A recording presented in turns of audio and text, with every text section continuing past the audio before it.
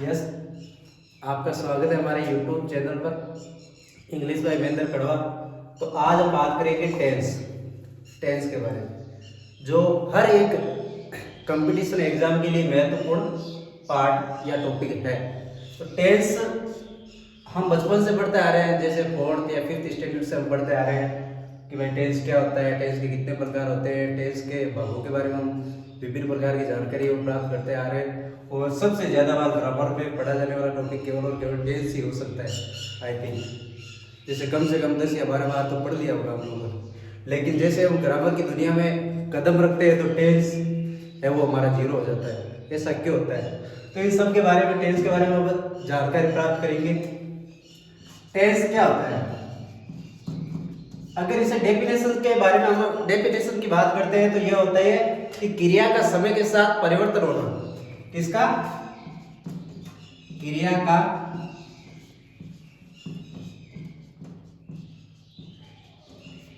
समय के साथ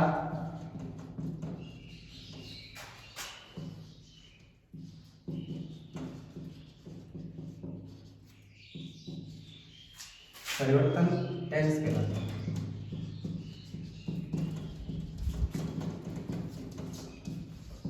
टेंस कहलाता है। किस प्रकार होता है भाई? क्रिया का समय के साथ है वो परिवर्तन किस प्रकार होता है? सर आपने बता तो दिया कि भाई क्रिया का समय के साथ है वो परिवर्तन होता है, लेकिन किस प्रकार? जैसे हम 3 सेंटेंस देखते हैं, हिंदी में देख लेते हैं पहले।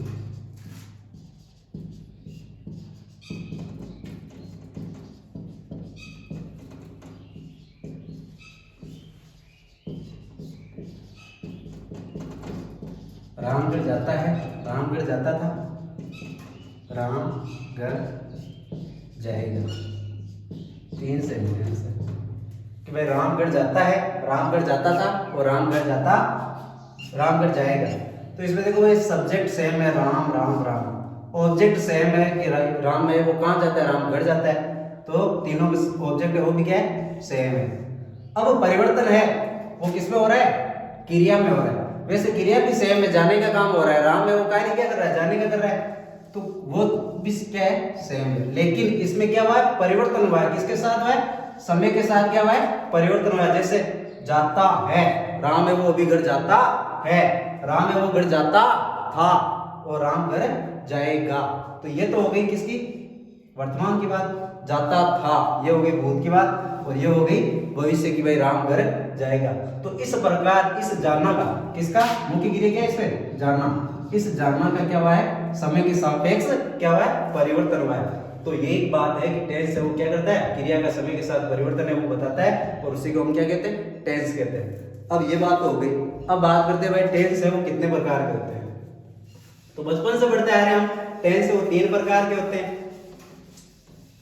और हर कोई ये बात जानता है। तो इससे पहले हम बात कर लेते हैं वर्ब्स के बारे में, क्रिया। कि भाई क्रिया, सब क्रिया के बारे में आप बताओ कि क्या होती है। तो दैनिक जीवन में जो भी हम कार्य करते हैं वो क्रिया कहलाते हैं। जैसे रोना, धोना, पीना, उड़ना, खेलना, सोना, ये सब क्या है? क्रिया है। क्रियाओं को भी हम 3 भागों में बांट सकते हैं। कितने भागों में?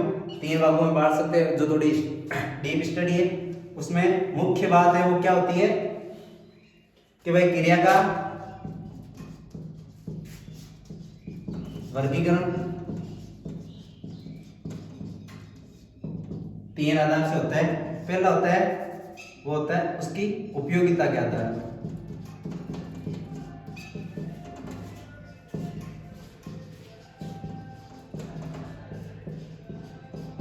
उपयोगिता के आधार पर क्रियाएं हैं वो 2 प्रकार की होती है। पहली होती है मेन वर्ब। क्या होती है? मेन वर्ब, जिसे हम कहते हैं हिंदी में मुख्य क्रिया। क्या कहते हैं? मुख्य क्रिया।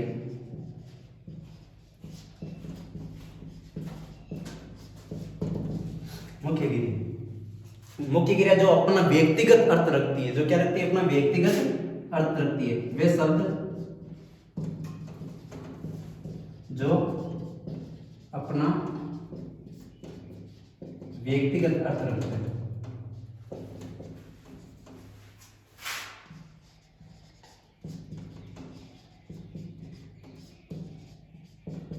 जैसे आई एप्रिशिएट योर हार्ड वर्क,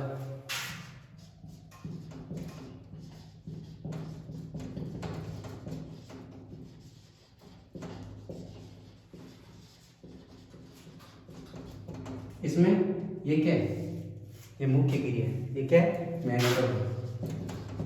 ये अपना खुद का अर्थ रखती है, जिसका अर्थ होता है मैं प्रशंसा करता हूं आपके कठिन परिश्रम की, क्या करता हूं, प्रशंसा करता हूं। फिर इसी में उपयोगिता के आधार पर दूसरी आती है हेल्पिंग वर्ब, जिसे हम क्या कहते हैं, सहायक क्रिया कहते हैं।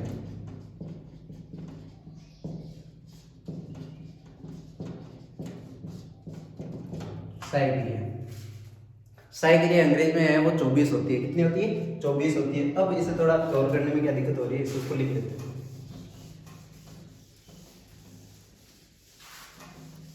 और सहायक क्रिया होती क्या है कि भाई वे शब्द जो मेन वर्ब के साथ मिलकर उस सेंटेंस का अर्थ है वो क्या कर देती है, चेंज कर देती है।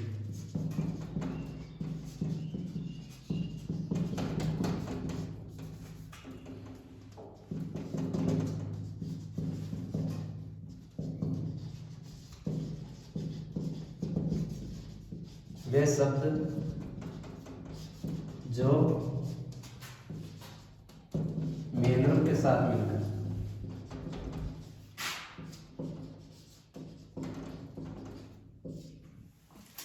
उसका उस सेंटेंस का अर्थ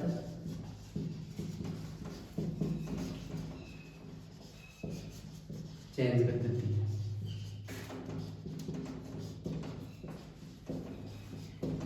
सही क्रिया कहलाती है। जैसे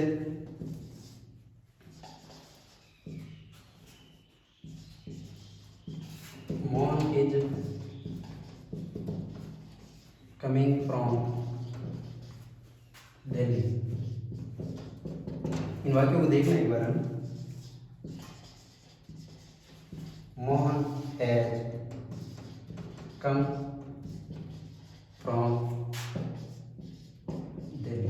दो सेंटेंस है जिसमें कर्ता भी सेम है और क्रिया है वो भी सेम है और ऑब्जेक्ट है वो भी सेम है। जैसे Mohan is coming from Delhi, change क्या है इसमें, केवल और केवल सहायक क्रिया ही चेंज है। तो वे सब जो मेन वर्ब के साथ मिलकर उस सेंटेंस का अर्थ चेंज कर देते हैं। जैसे इसमें मेन वर्ब क्या है, कम, आना, क्या है, आना। इसके साथ सहायक क्रिया का प्रयोग हुआ है, जैसे इज का प्रयोग हुआ है तो इसका मतलब हो रहा है कि भाई मोहन है वो दिल्ली से आ रहा है। क्या कर रहा है, मोहन दिल्ली से आ रहा है। अब इसके साथ हैज का प्रयोग हुआ है तो हैज कम, हैज है वो हमेशा हमें पता है क्या होती है, प्रेजेंट परफेक्ट टेंस की सहायक क्रिया होती है। और हैज है वो हमेशा अपने साथ वर्ब की कौन सी फॉर्म रखते हैं, थर्ड फॉर्म रखते हैं, जो हम आगे बात करेंगे। तो हैज के साथ हमेशा वर्ब की थर्ड फॉर्म आती है। तो कम की थर्ड फॉर्म होती है कम, कैम और कम, सेम यही होती है। तो कम, कैम, कम। तो अब इसका अर्थ है वो क्या हो गया, चेंज हो गया। जैसे Mohan has come from Delhi, Mohan है वो दिल्ली से क्या हो चुका है, आज आ चुका है, मतलब आ चुका है। तो ये काम है वो समाप्त हो चुका है। तो हेल्पिंग वर्ब क्या होती है, वे शब्द जो किसी मेन वर्ब के साथ मिलकर उस सेंटेंस का अर्थ है वो क्या कर देते हैं, चेंज कर देते हैं। तो ये काम इसमें मोहन ही काम कर रहा था, आने का कर रहा था, दिल्ली से कर रहा था, लेकिन इसमें इज आया तो उसका टेंस है वो चेंज हो गया, और इसमें हैज आया तो उसका टेंस है वो चेंज हो गया, मतलब समय है वो क्या हो गया, चेंज हो गया। तो ये बात हो गई अपने टेंस की, टेंस में हेल्पिंग वर्ब्स की। अब आती है भाई टेंस में, मतलब दो प्रकार पढ़े थे ना, एक उपयोगिता के आधार पर, अब जो दूसरा प्रकार है वो है ऑब्जेक्ट के आधार पर।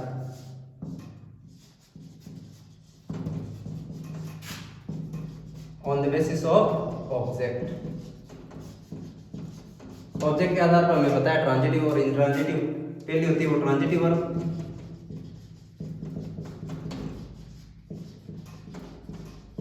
जिसे हम हिंदी में कहते हैं सक्रामक क्रिया।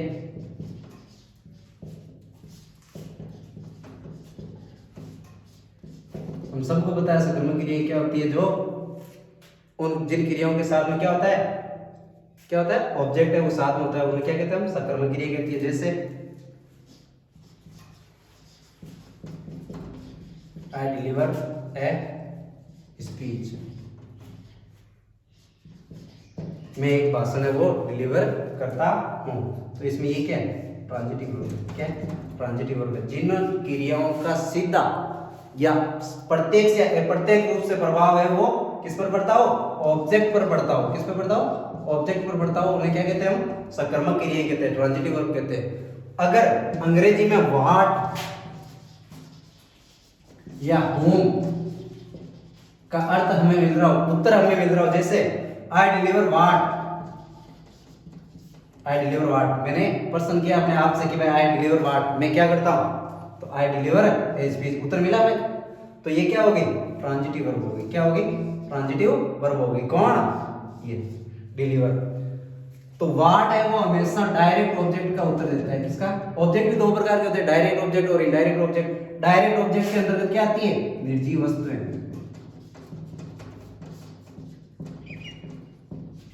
और दूसरी जो होम है वो हमेशा इनडायरेक्ट ऑब्जेक्ट का उत्तर देता है। किसका देता है, इनडायरेक्ट ऑब्जेक्ट का उत्तर देता है। और इनडायरेक्ट ऑब्जेक्ट के अंतर्गत हमें पता है क्या आती है, सजीव वस्तुएं, किसी व्यक्ति या वस्तु, किसी व्यक्ति या प्राणी का नाम आता है, वो किसके अंतर्गत आता है, इनडायरेक्ट ऑब्जेक्ट के अंतर्गत आता है। तो ये है वो आगे की बातें हैं, वो हम आगे करते रहेंगे। इंट्रांजिटिव वर्ब,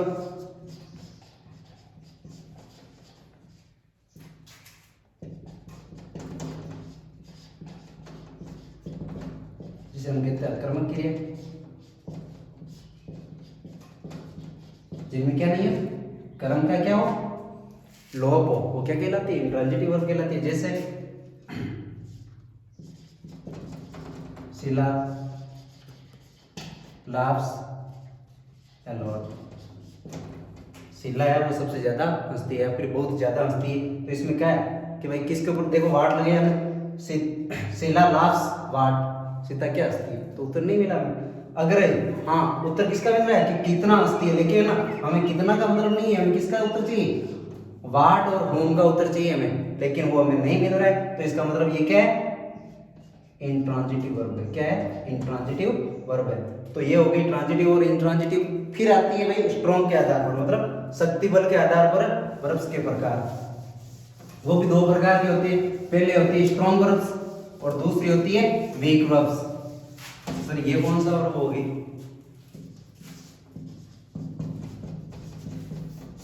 शक्ति बल के आधार पर। नंबर 1 है स्ट्रॉन्ग या प्रबल के लिए।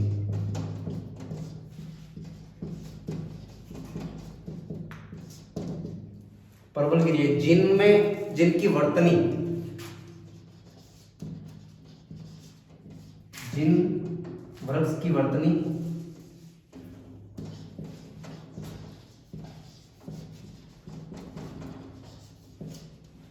के तीनों रूप, तीनों रूप कौन कौन से, वो भी जान लेंगे। तीनों रूप क्या हो, अलग अलग, अलग अलग हो, वो क्या कहलाती है, प्रबल के लिए।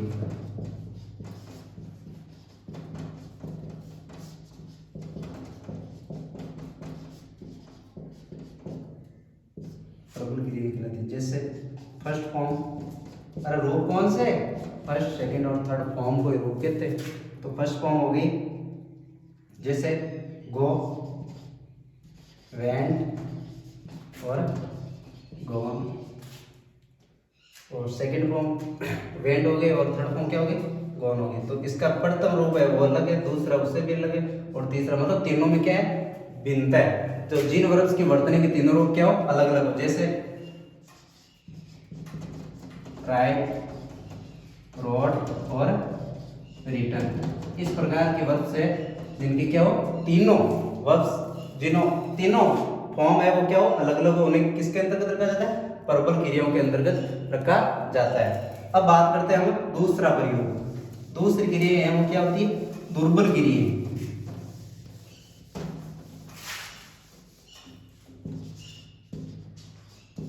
तो प्रबल तो हो गई जिनके तीनों रूप है वो क्या हो, अलग अलग हो, और दुर्बल हो जाएगी जिनके तीन में से कोई दो क्या हो, जिन क्रियाओं के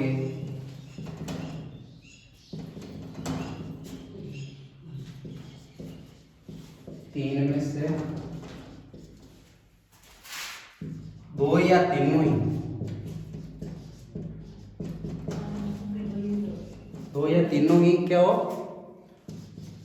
फॉर्म्स अलग अलग सेम हो, अलग अलग तो उसमें हो गई और इसमें क्या हो जाएगी, सेम हो। वो दुर्बल क्रिया कहलाती है। जैसे फर्स्ट फॉर्म, सेकंड फॉर्म और थर्ड फॉर्म। कट, हम जानते हैं कटियन क्या होता है, काटना, कट कट और कट, ये हो जाएगा। तो इसके देखो फर्स्ट फॉर्म का रूप सेम, सेकंड का सेम और थर्ड का सेम। जैसे कम, कम का कैम, सेकंड फॉर्म बनती है और कम। इसमें देखो थर्ड फॉर्म और फर्स्ट फॉर्म क्या है, सेम है, तो ये क्या हो जाएगी, दुर्बल क्रियाओं के अंतर्गत आ जाएगी। तो ये तो हो गई क्या, किसकी बात कर ली हमने, वर्ब्स की, वर्ब्स के प्रकार की, भाई कितने हैं, इनकी उपयोगिता के आधार पर क्या होता है, क्रम के आधार पर क्या होता है और शक्ति बल के आधार पर कितने प्रकार की होती है और कैसे इनका प्रयोग होता है। अब बात करेंगे हम टेंस की, वापस आते हैं भाई टेंस। और कुछ लोग क्या होते हैं टेंस और टाइम को क्या कर लेते हैं, दोनों को समान ही मान लेते हैं कि भाई टेंस है वो टाइम है, वही टेंस कहलाता है और टाइम टेंस है वही टाइम होता है। लेकिन क्या होता है इन दोनों में थोड़ी भिन्नता होती है।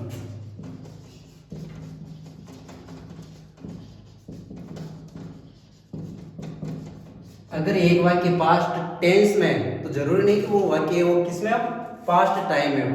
अगर एक वाक्य प्रेजेंट टेंस में है तो जरूरी नहीं कि वो वाक्य वो प्रेजेंट टाइम में हो। तो कैसे, जैसे हम बात करते हैं PM comes here to night.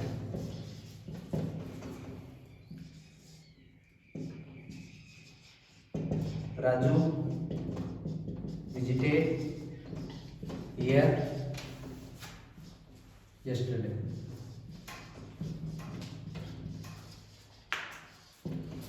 और तीसरा सेंटेंस है Ram has finished his work. तीन सेंटेंस है, PM comes here tonight. वैसे देखें तो टू नाइट कौन से टेंस की सही क्रिया, मतलब एडवर्ब है, ये है फ्यूचर टेंस की एडवर्ब। तो इसका मतलब टेंस कौन सा हुआ, वैसे देखें तो टेंस तो है वो मेन वर्ब के आधार पर देखें तो प्रेजेंट सिंपल टेंस है। हमें पता है प्रेजेंट सिंपल टेंस में क्या नहीं होती, सही क्रिया का प्रयोग नहीं होता है और मेन वर्ब के फर्स्ट फॉर्म के साथ एस एस का प्रयोग होता है। तो ये टेंस तो हो गया प्रेजेंट सिंपल। लेकिन ये वैसे देखें तो टू नाइट आज रात, आज रात, तो इसका मतलब टू नाइट आज रात, जो भविष्य की बात है, किसकी बात है, भविष्य की बात है। तो इसका मतलब ये समय तो है वो किसका है, फ्यूचर का है। और जो टेंस है वो कौन सा है, प्रेजेंट टेंस है। तो इसमें देखो टेंस कौन सा हुआ, प्रेजेंट, और टाइम फ्यूचर का। हुई ना भिन्नता, भाई टाइम और टेंस में क्या हुआ, अंतर हो गया कि भाई टाइम टेंस तो है वो किसका है, प्रेजेंट का है, और टाइम है वो क्या है, फ्यूचर का है। इसमें देखो विजिटेड और यस्टरडे दोनों ही पास्ट के, तो इसमें तो कोई दिक्कत ही नहीं है। दोनों जो टेंस है वो भी क्या है, पास्ट है, और टाइम है वो क्या है, वो भी पास्ट है। फिर देखो राम है फिनिश्ड हिज वर्क, आगे कौन से टेंस की सही क्रिया ये है प्रेजेंट परफेक्ट टेंस की। और देखो राम अपना कार्य समाप्त कर चुका है, राम अपना कार्य समाप्त कर चुका है, इसका मतलब वो कार्य वो क्या हो गया, समाप्त हो चुका है, मतलब समाप्त हो चुका है। तो इसका मतलब है टेंस तो हो गया प्रेजेंट परफेक्ट टेंस, परफेक्ट को छोड़ो, इसमें हो गया प्रेजेंट में हो गया। और समय टाइम देखना एक बार वापस इस वाक्य की हिंदी देखना, राम अपना कार्य वो समाप्त कर चुका है, इसका मतलब वो उसने जो कार्य है वो कब किया, समाप्त पास्ट में कर दिया। कब कर लिया, पास्ट में कर लिया। तो इस प्रकार से इसमें हम क्या जानेंगे, अंतर है वो स्पष्ट हो गया कि भाई दोनों है वो सेम नहीं है, दोनों क्या है, डिफरेंट है। जैसे कि भाई इसमें देख लिया हमने कि इसमें क्या है, टेंस है वो क्या है, प्रेजेंट है, और टाइम है वो क्या है, फ्यूचर है। दूसरे में दोनों सेम है, तीसरे में टेंस तो है वो प्रेजेंट में और टाइम है वो क्या है, पास्ट में। तो इस प्रकार से इन दोनों में भिन्नता हो चुकी है। तो आज का सेशन हम यही तक रखते हैं और मिलते हैं अगले वीडियो में।